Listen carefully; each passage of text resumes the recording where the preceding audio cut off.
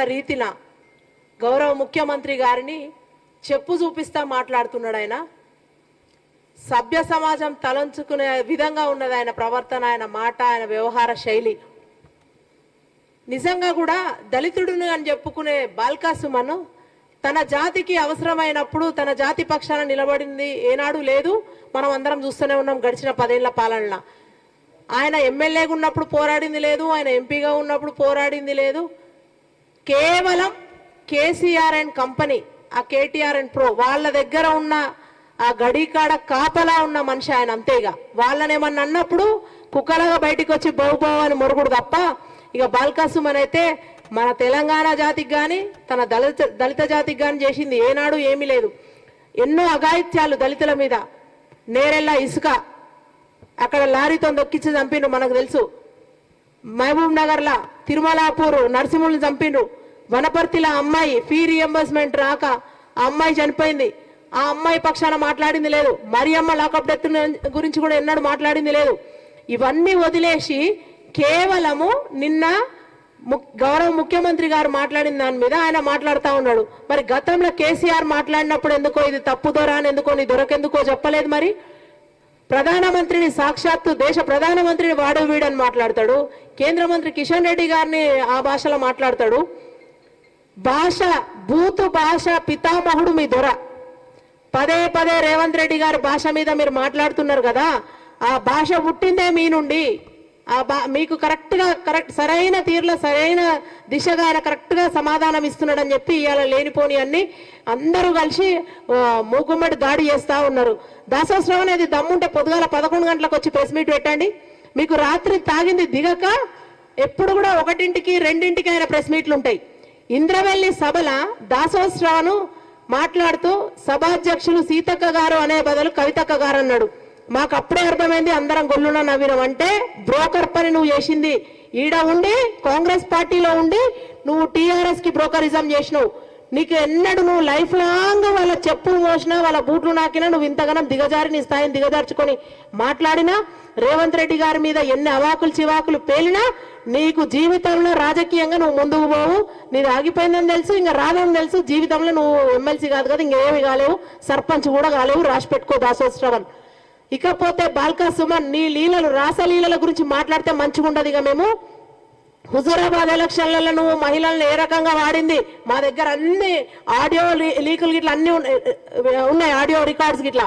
ఒక్కసారి గనక ఇస్తే మాత్రం నీ బట్టలు దింపి బజార్లో నిలబెడతారు. ఒక కుక్కలాగా మరుగుతున్నావు. మున్సిపాలిటీ వాళ్ళు వచ్చి నిన్ను మున్సిపాలిటీ వాళ్ళ కుక్కలను తీసుకుపోతారు చూడు, అట్లా తీసుకుపోయే పరిస్థితి నీది. రేపు పొద్దున్నాడు మీరు అనుకుంటుండ్రు ఇష్టం వచ్చినట్టు మాట్లాడి ఇక్కడ అల్లర్లు సృష్టించి అనిశ్చితి కలిగించి ఏదైనా పాలనను అటు ఇటు చేద్దామని మీరు అనుకుంటున్నారేమో. కానీ చెప్తున్నా కదా, పిచ్చి కొట్టుడు కొట్టి మిమ్మల్ని జైళ్ళల్లో పెడతాం.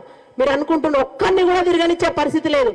ఏమి వామన్ రావు దంపతుల గురించి నీ జిల్లాలో జరిగినప్పుడు మాట్లాడవు.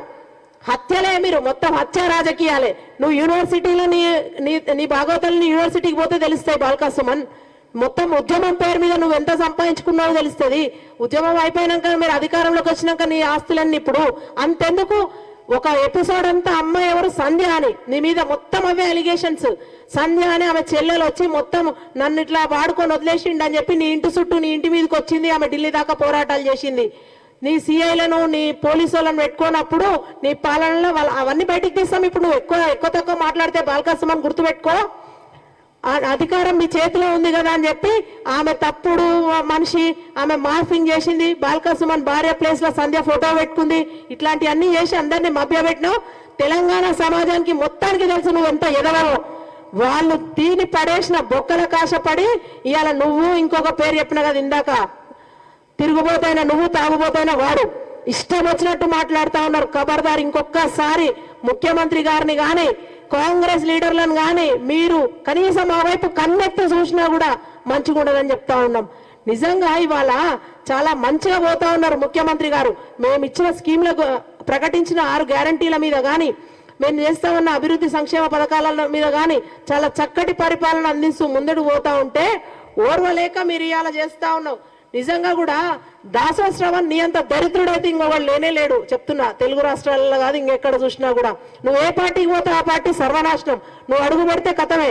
అందుకని చెప్తున్నా, ఇంకొకసారి మాట్లాడేటప్పుడు ముందుగా అయితే చెప్పినా కదా, పొద్దున 11 గంటలకు ప్రెస్ మీట్ పెట్టి మాట్లాడు. మళ్ళీ రేపు నాకు కౌంటర్ 11 గంటలకి ఈ దమ్ముంటే నీకు.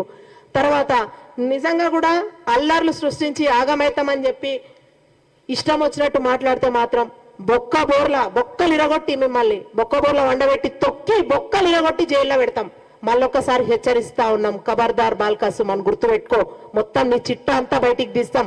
రోడ్డు మీద తిరగలేని పరిస్థితి నీది బాల్కాసుమన్, గుర్తుపెట్టుకో. నువ్వు ఎవరిని అంటున్నావో ఒక్క రోజైనా సరే నువ్వు నీ జాతి గురించి మాట్లాడలేదు. ఏ దళిత సంఘాలు ఎందుకు ఖండించవండి? ఎందుకు ఖండించరు? అంటే దళితులు అయితే మాత్రం ఏదైనా మాట్లాడచ్చా? ఎవరినైనా ఏదైనా అనొచ్చా? మీదైనా వస్తేనేమో మీ దాకా రాకముందే అట్రాసిటీలు అవి అంటూ ఉంటారు. మరి ఇక్కడ ముఖ్యమంత్రి రేవంత్ రెడ్డి గారిని అంటే మాత్రం మీరెవరు పెదవి విప్పరే?